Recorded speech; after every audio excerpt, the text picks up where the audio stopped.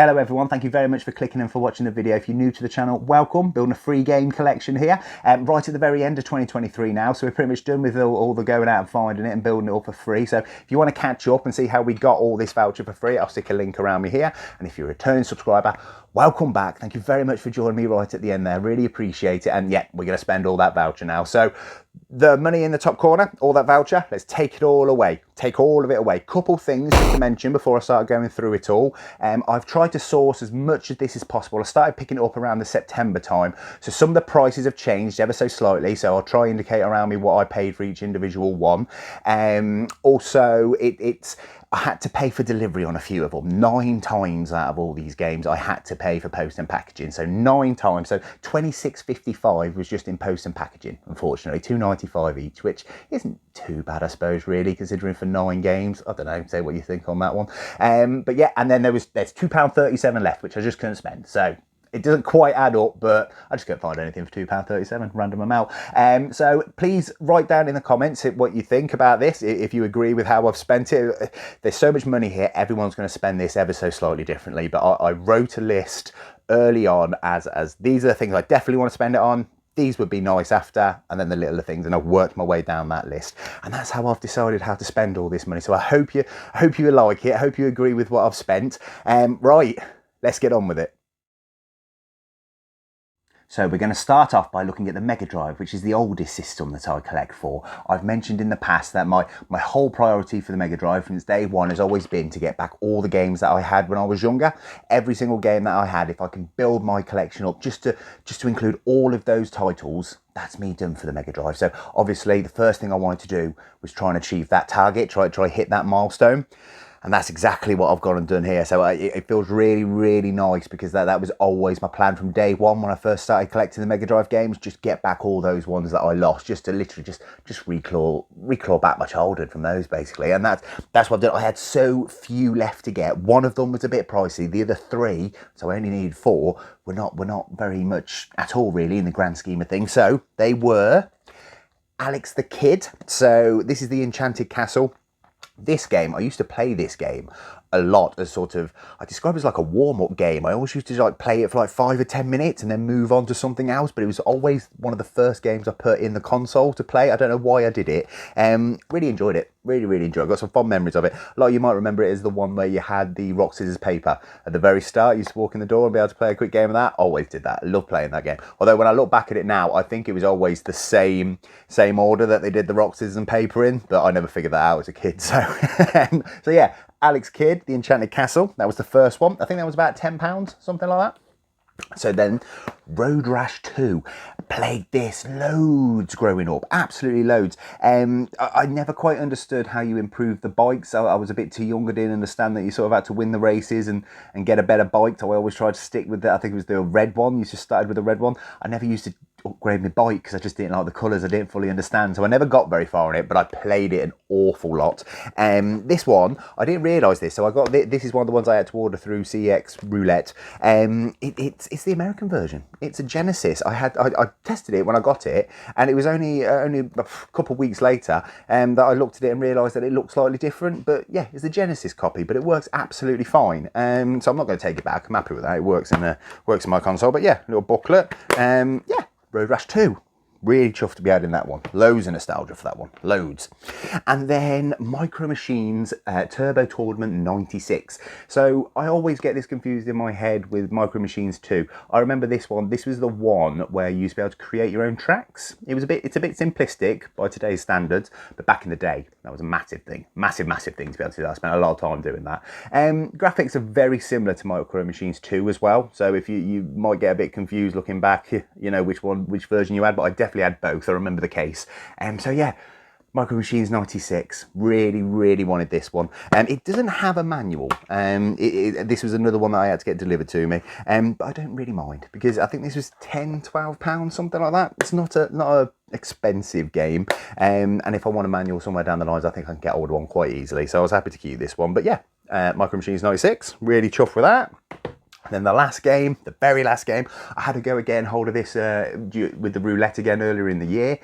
This is actually the 5th copy that I had delivered to me. So there was 4 lots of delivery before I got a good condition, and it is of course zombies. I always referred to it as Zombies Ate My Neighbours when I was growing up. I don't know where I got that from, because I think that's the SNES version, so I'm not sure how that came into my mind. But zombies, great game, great game. This is in lovely condition, lovely manual in there. I'm glad that I held out to get a better copy of this one. This was the last pricier one I needed. I think this was about £45 plus delivery. But yeah, love this game. Great mode. It was very difficult. I could only get to probably levels 2 or 3, something like that, before I started to struggle. But brilliant game, fantastic game, and that was the last one that I needed. So these 4 games have now completed what I set out to do with my Mega Drive collection. So I'm really excited to put these on the shelf. I've got a lot of them throughout the year as we've been going. So I've got a lot of Mega Drives to be adding, which is just, it's been great for Mega Drive this year. Really happy with it. But yeah, first thing I had to do was to complete, in my mind, the Mega Drive collection that I always wanted. And these 4 have completed that for me. So that's where we're starting. Couldn't be happier. So going up the console generations, when I started to come up with my list, something I really wanted to do, because I never had one growing up, was the Nintendo 64. I had it on my list to buy a console with this voucher. And then for the first time in many years, I actually managed to find one at a car boot, really good condition, working one from a car boot. So really glad to have got that. But then I mentioned at the time I had no games, so I had to correct that situation.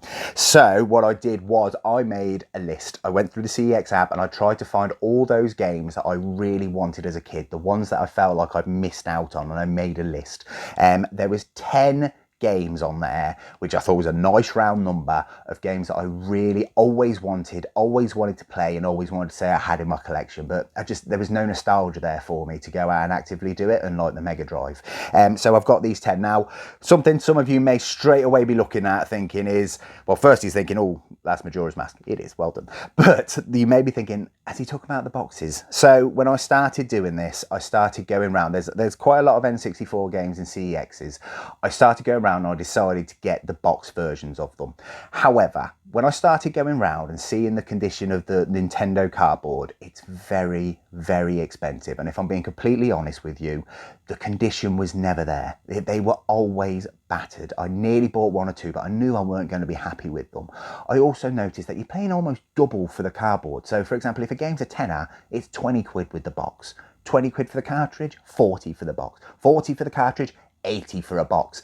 And I suddenly realised that I don't have that nostalgia for N64. I think I wanted them in the box because other people collect them in the box, and that's not the way you should go about doing it. You shouldn't be watching what other people do and just try and mimic and copy them. You know, you shouldn't be trying. That's not a way to go about it in my mind.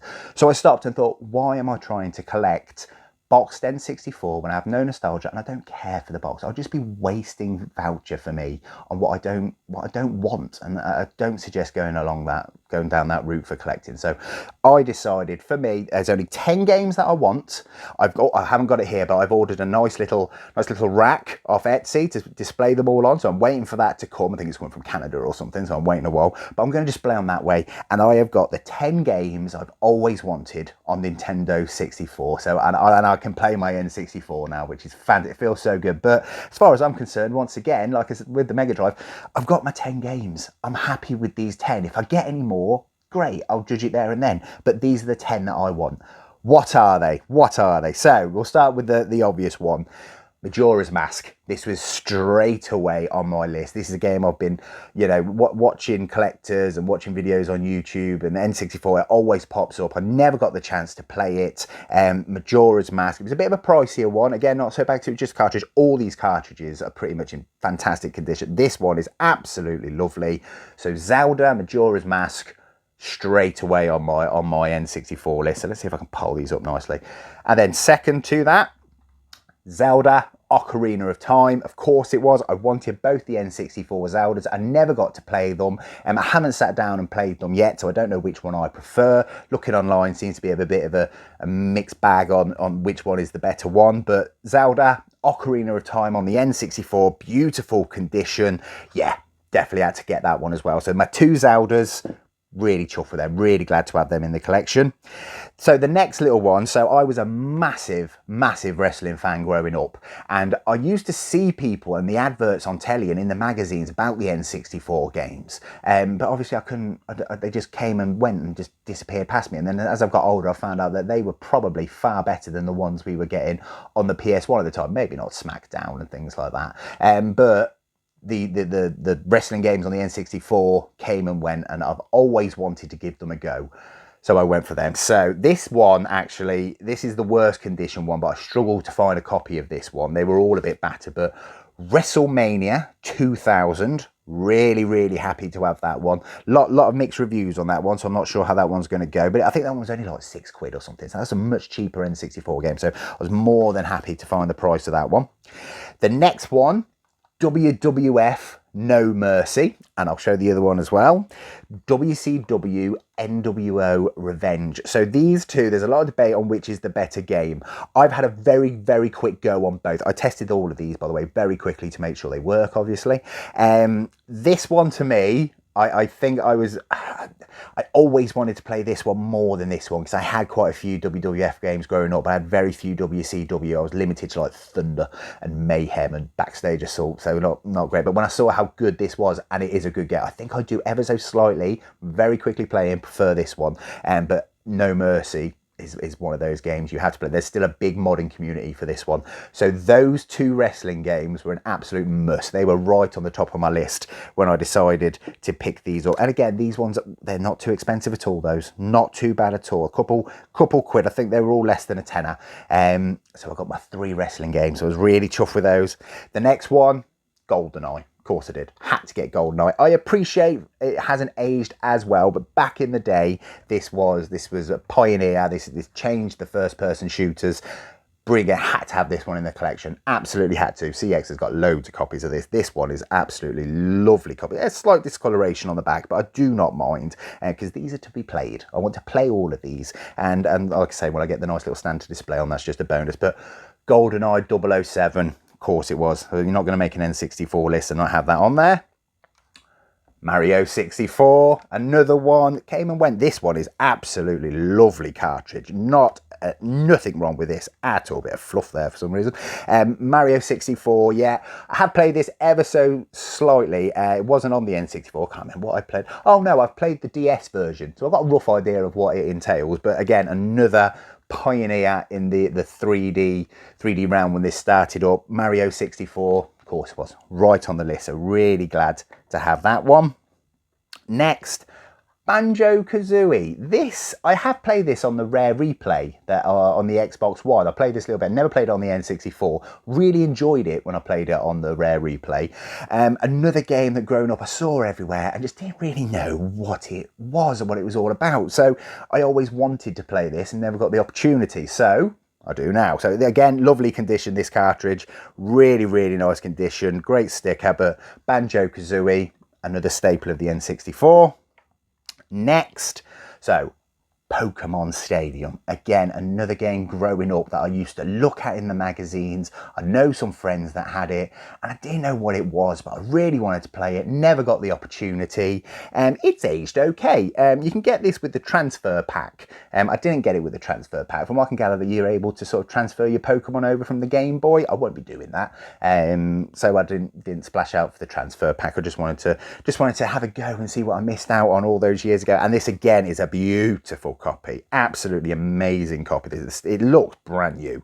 Yeah, Pokemon Stadium on the N64, the Pokemon game I always wanted, and now I've got it, so really happy with that. And the last one to round off the 10 is Donkey Kong 64. Again, just another game that I always saw talked about, always saw in the magazines, everyone saying how great it is, and I just never got the opportunity. So this was another one that was right at the top of my list. It's another rare game.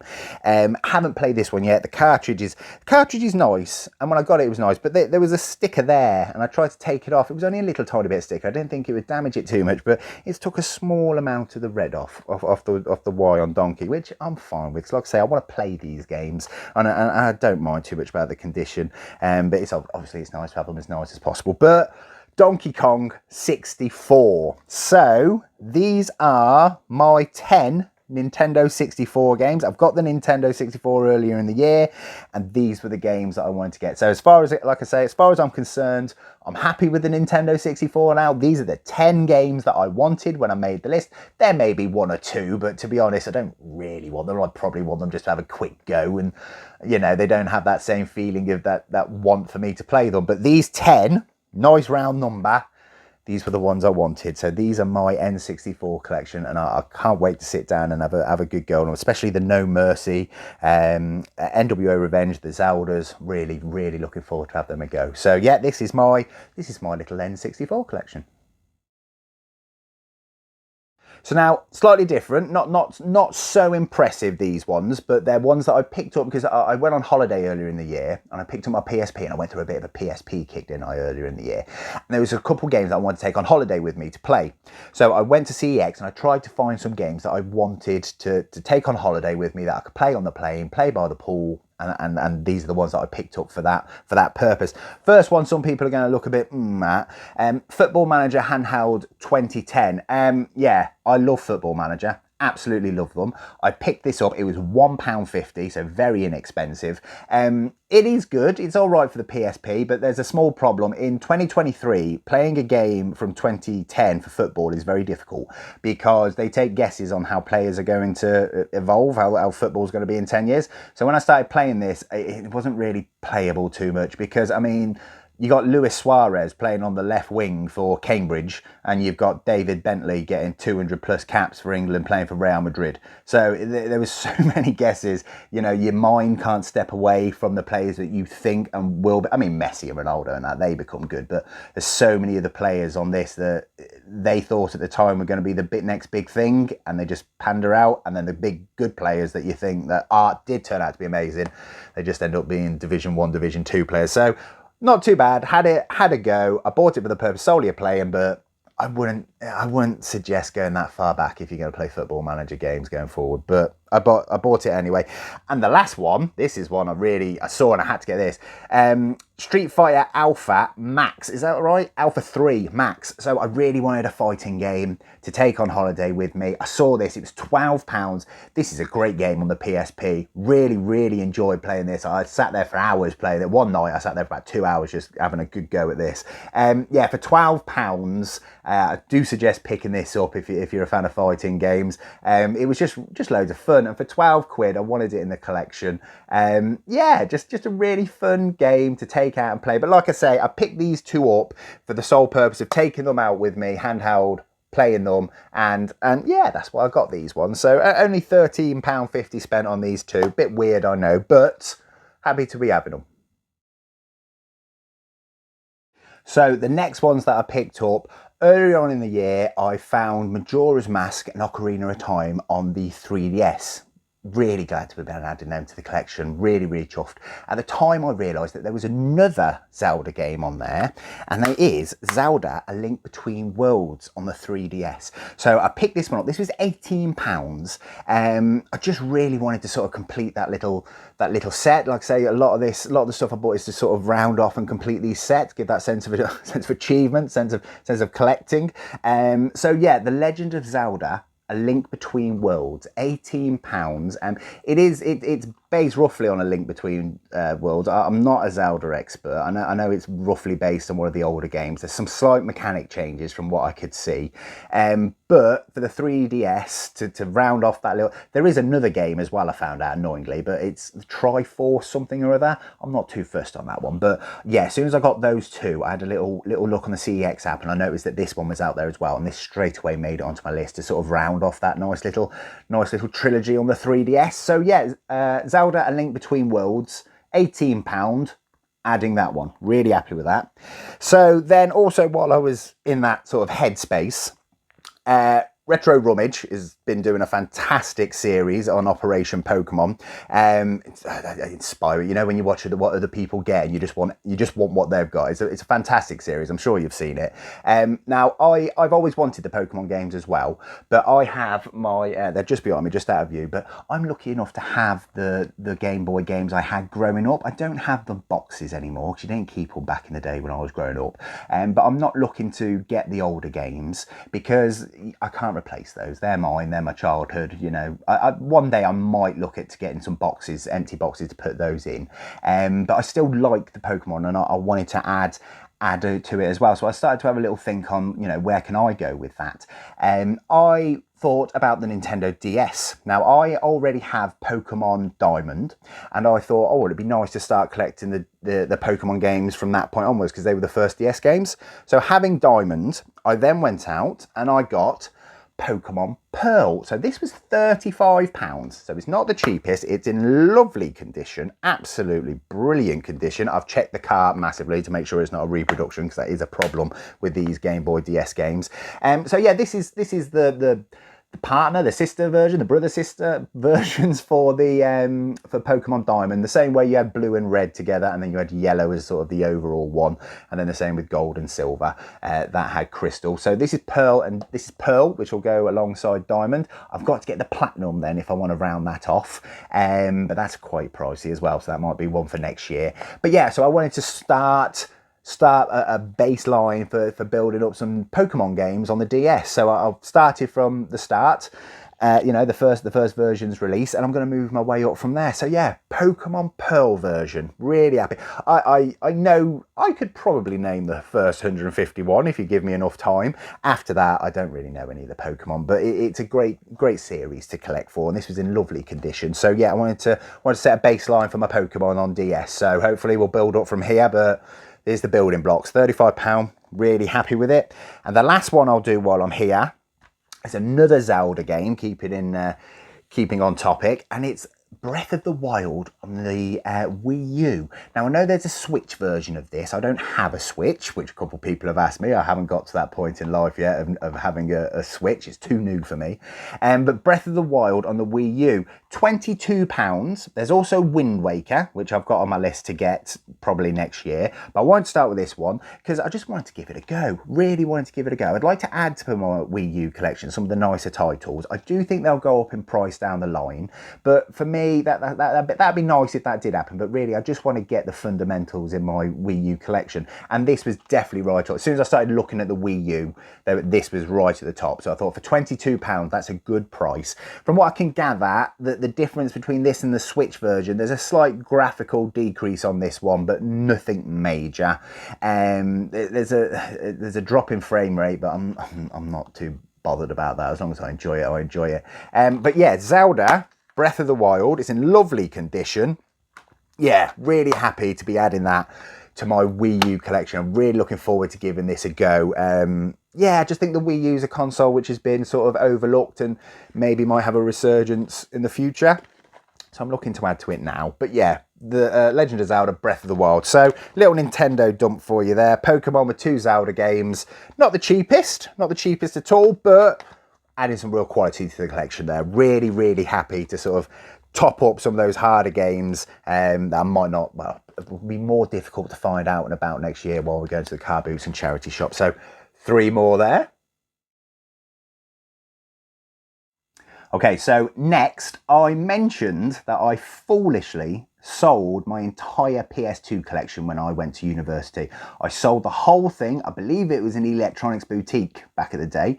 I sold the whole thing and I got 2 Xbox 360 games, and I have regretted doing it ever since. I don't know why I did it. It was right at the time. It's what people did, but it's a decision in regards to collecting which I should never have done, and I've regretted it, and I've wanted to correct that for a very long time. So when I sat down, started making a list of the ones I wanted, I suddenly realised, going through my PS2 collection, because the PS2 is something I really have wanted to improve my collection for a while now. I started to go through it and I thought, right, where are the games that, you know, I sold? Can I get them all back? And as I went through, I suddenly started to realise that I've actually pretty much got them all back. I hadn't realised it.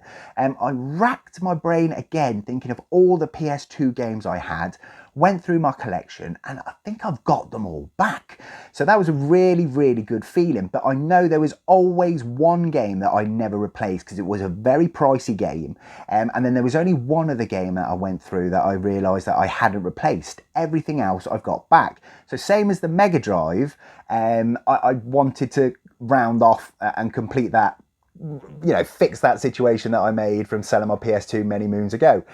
And that's what I've done. So I've bought the 2 PS2 games that I sold, and I've got them all back again, which is a great feeling. I shouldn't have done it anyway. And if you're thinking about selling your collection on, if you have to, you have to. Situations are different for everyone. But if you don't have to do it, I don't suggest doing it personally. You might regret it. I know I did. But it feels good to have them all back. So the first one that I had to get back was Dragon Ball Z Budokai 3. I struggled to get a good copy of this one. I just couldn't find one with a manual, but I weren't too fussed about that. The condition of the disc is lovely. It cost me £12 out of the voucher fund. On the PS2 you had Dragon Ball Z Budokai 1, 2 and 3. I've got 1 and 2. This was 3. I didn't realise I didn't have this, but when I started going through, this one stood out. So added this one to the collection. I've finally got it back, so really, really chuffed. Yeah, they're not bad games. They're not bad games. Any Dragon Ball fans out there, you've got Dragon Ball, you've got Dragon Ball Z, Dragon Ball GT. They're all sort of collected in there. It's obviously before the time of Dragon Ball Super, so none of those characters are on here. But Dragon Ball Z Budokai 3, fantastic. Really glad to be adding that one. I'm a massive Dragon Ball fan. Because I'm a massive Dragon Ball fan, that's how I know there was one other game, the last game that I was never able to replace, and that is Dragon Ball Z Budokai Tenkaichi, I believe it's pronounced, 3. £52 this one is. So this is the one that I always knew I didn't get back, but it was so pricey, I just could never get it. It is gone up ever so much bit by bit over the years, so I thought I have to, as soon as I realised this was the only game left to get, I had to get it. I did get this in store. There was one not far from me. It is beautiful. Absolutely fantastic condition, which for a £52 game was a must for me. Yeah, Dragon Ball Z. So you had Dragon Ball Z Budokai 1, 2 and 3, and then they had Dragon Ball Z Budokai Tenkaichi 1, 2 and 3. I've got 1 and 2. 3 was the one that I was always missing. It was just so expensive. And again, back in the day, I probably sold this for 50p trading. It was just a ridiculous thing to have done. But I finally got it. So these 2 games fixed that problem I had of when I sold my PS2. And it feels really, really nice to have them all back, have them back in my collection. And I can put that decision behind me now. I've corrected it. And yeah, I'm just really glad. This, by the way, is a fantastic. There's all the characters on here. Literally every. If you are a Dragon Ball Z fan, a big fan, £52 is a lot of money. But if you're looking to treat yourself and you're a Dragon Ball Z fan, this is a good game. It's still got that sort of 3D, the world sort of. It's hard to explain, isn't it? You know what I mean. They go up and down, left and right. You can sidestep. You can really leave the fighting arena and come back. It's a great game, but every single character you can think of is on here, up to Dragon Ball Super is not included, obviously, but fantastic game. Corrected that bad decision that I made all that time ago. Really glad, really glad. So that's a chapter I can put behind me now.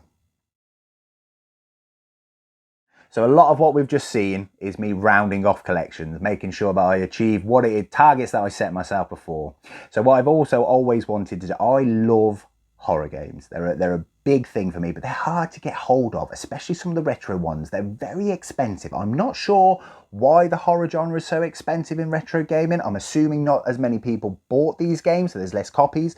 But unfortunately, one of my favourite genres of game is quite pricey.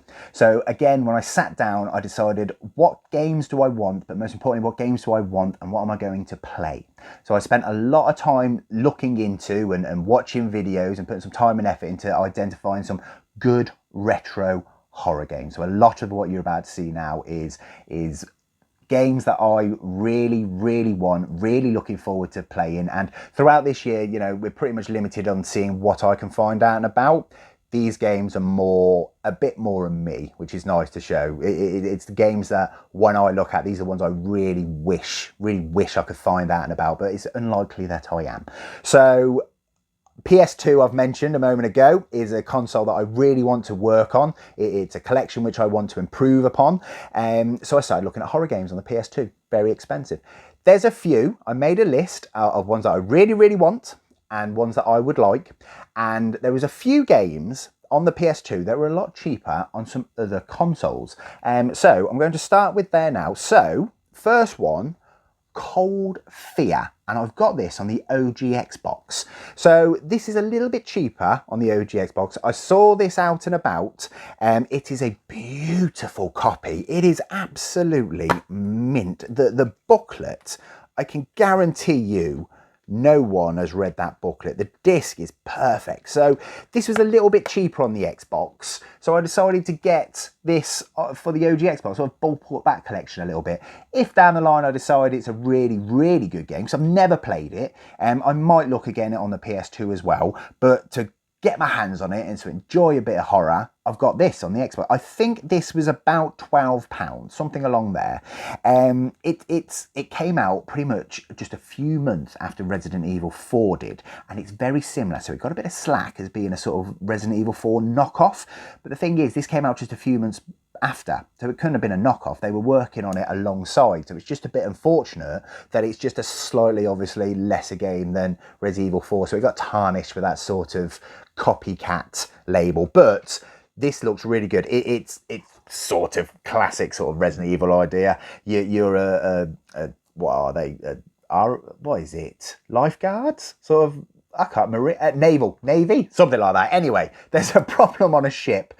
You go on there, your entire crew dies, a virus has broken out on the ship, and you're the sole survivor, and you've got to pretty much work your way through and survive. There's some very interesting mechanics on there where the ship moves, so aiming's quite difficult. Water comes in over the sides. The graphics look decent, and every time I looked at this seemed to be one of those games that just got overlooked. So, Cold Fear. On the OG Xbox, really looking forward to giving this one a go. It's an inexpensive horror game if you're looking to play that sort of PS2, Xbox, retro sort of feeling game. So there we go, pick that one up. Along the same lines, there was another game which really stood out to me. Now, you can get, there's two games to this. Both are available on the PS2, but they're quite pricey on the PS2. So I was like, oh, I really want to go on those. And then using the CEX app, I noticed there was actually versions which weren't on the PS2. So same again, I haven't played these before. If I love them, I might look to get them on the PS2 later down the line. But I've got them on Xbox and the Wii. You may know what I'm about to show you. So, Obscure. So £12 for this one. So this is sort of like your classic 1990s sort of horror movie. It's based in a school. You play as a bunch of teenagers, you take control of them. Interestingly, this is a co-op horror game, which you don't see very many of. So that was a big selling point for this one. But you're working your way through a high school as the students. And I believe there's something going on with the headmaster anyway. It's horror related, sort of that teen sort of slasher feel to it.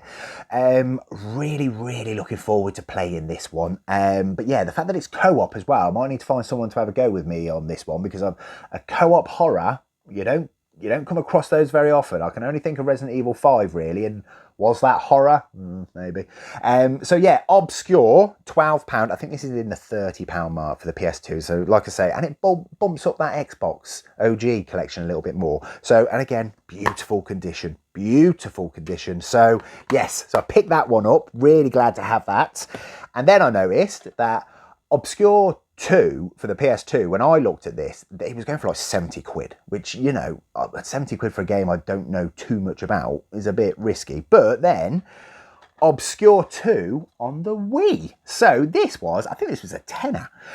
So I weren't not going to pick it up for a tenner. It's the same premise, obviously. It's the second version of the game. I was quite happy to get this on the Wii, because I did try and get as many of the sort of adult Wii games that you could get, because there weren't too many. It was a very family-orientated console, as I'm sure you all know. But Obscure 2 on the Wii, only £10. So again, it's for a tenner.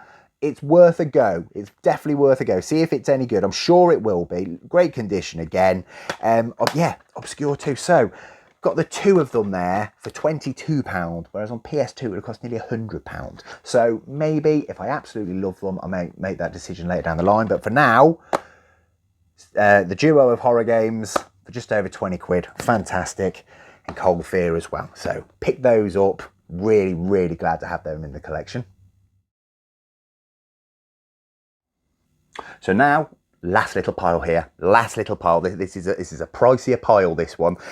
So I've mentioned horror games. Big thing to me. Really enjoy them. And that's exactly what I wanted to set out and try and get. So I wanted a couple of the good PS2 horrors. Put a lot of time and effort into deciding which ones I want. So I'm excited to show you some of these. I'm really happy to have these in the collection. Really happy. So first one though is not too big a hitter. It's Extermination. This only cost £2.50. I collected this in store. It's in lovely condition. It's got a very nice sort of metallic cover art to it, which is quite nice. So this is one of the first survival horror, if not the first survival horror game that was released on the PS2 back in the day.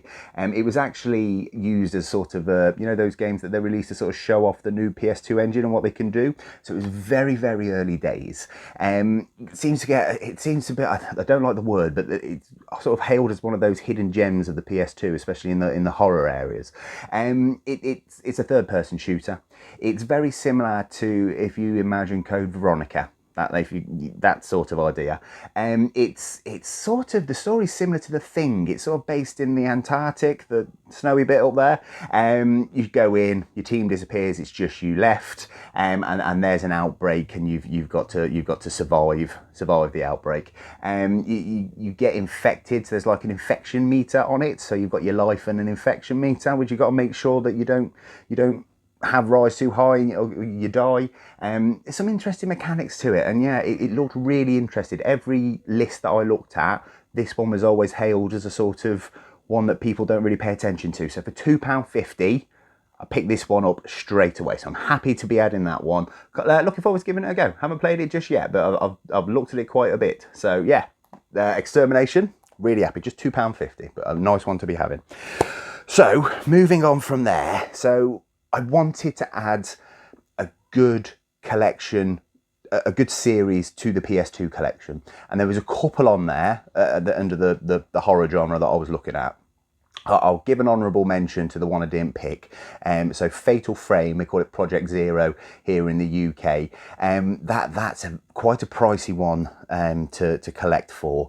You can get, there's 1, 2 and 3. There's a Wii U game as well, which is really pricey. But you can collect that on the Xbox OG as well. Bit cheaper, but Project Zero 3 is only on the PS2, so if I was to get it, I think I'd want it all on the same console, all on PS2.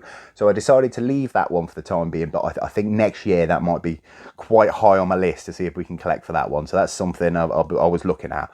But the one that I went with is the Forbidden Siren series. So Forbidden Siren 1 on the PS2, that was £32.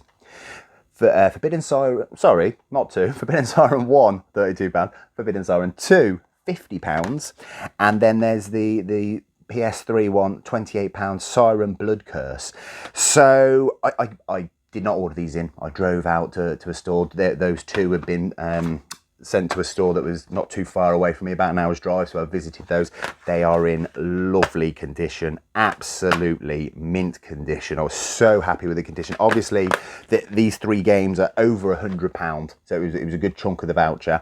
The Siren series, so this was created by the team that made Silent Hill. I think they're called Team Silent. When they left Konami, I think they changed the name to Team Siren, something like that. I remember watching a video on it. And this is the series that they made. So if you're into Silent Hill, the guys that made that, as soon as they finished Silent Hill 4, they moved on to this series. So Silent Hill fan, big Silent Hill fan. So this one really stood out to me. So starting with this one, I've had a quick go on these. I want to play them properly, sit down in the dark, have a good go. They're a bit freaky. So they use like you know, like on Max Payne, where they used to put real faces onto the model, the template for the characters. it's early days technology on this, and it's very unsettling, and it's a very difficult game as well. So I think they're called Shibutos or something. The enemies, you play as a couple characters, you're on an island, it's got a good mechanic where you see through the enemy's eyes, so you've got to try and avoid them. So it's a proper survival horror. There's a lot of puzzles in it which are quite difficult, and everything online says you're really going to need some sort of walkthrough guide to help you with it. And after playing it for just a very short period of time, it looks great. I'm really happy with my decision to get it, but I got stuck very quickly. But yeah, Forbidden Siren 1, absolutely looking forward. I'm going to play that one first. Forbidden Siren 2, exactly the same. It's a follow-on. They made it a little less difficult from what I can gather. The puzzles are a bit easier. It holds your hand a little bit more to help you through the game, because this one just doesn't do it at all. By everything I say, this is an improvement on the first one. This is the one that, you know, this is the pinnacle of the series. So I'm looking forward to having a go on this. £50, it's not cheap. Those two, what's that? £82 for two PS2 games. But like I say, I wanted to add some quality in there. So really glad with that. And then this one, Siren Blood Curse, it came out obviously after these two, because it's on the PS3, but it's sort of a remake of the first one. So a lot of the problems that the first one had, it's like a remake, but not quite. The stories, it's like it's hard to describe when I was looking into this. It's sort of, yeah, just a slight improvement, sort of the same story, but not. Slight mechanic change, slight change and deviation to the puzzles, but still its own game in its own right. So I'll be playing that one lastly, basically, but for these first two. And then obviously I had to get that one. I'm not going to get these ones for 80 and then leave that one on the shelf. This one as well is in beautiful condition. Yeah, they're all great condition. But yes, so the Forbidden Siren series, over £100. But I'm really, really glad to have them. Really, really glad. I can't wait to play them. And I wanted a game that scared me, and I was going to enjoy in this day and age. And this one stood out. And from what I've played so far, it's hitting the bill. So fantastic to be adding those. Really, really chuffed. And then lastly, the last game. So I wanted a bit of a big hitter. I wanted, you know, there was so much voucher up there. I did want a game that it's a bit more on the pricier side, a collectible one, if you will. So I went for Haunting Ground. So this is a game that I see on all the videos pop up, you know, all the top 10 horrors and all what have you. It's a pricier game. This was £90, so it's not cheap at all. It's from Capcom.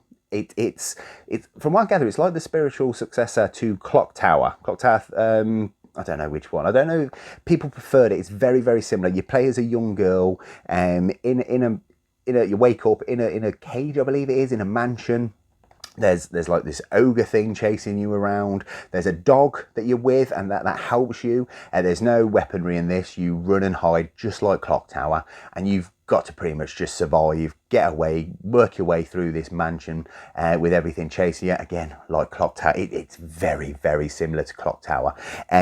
But it reviews very, very well. It's not cheap, and it's one of those games I've always wanted to add. But obviously, £90. And by the way, this was a CEX Roulette straight away first win. It is in cracking condition, beautiful, beautiful condition.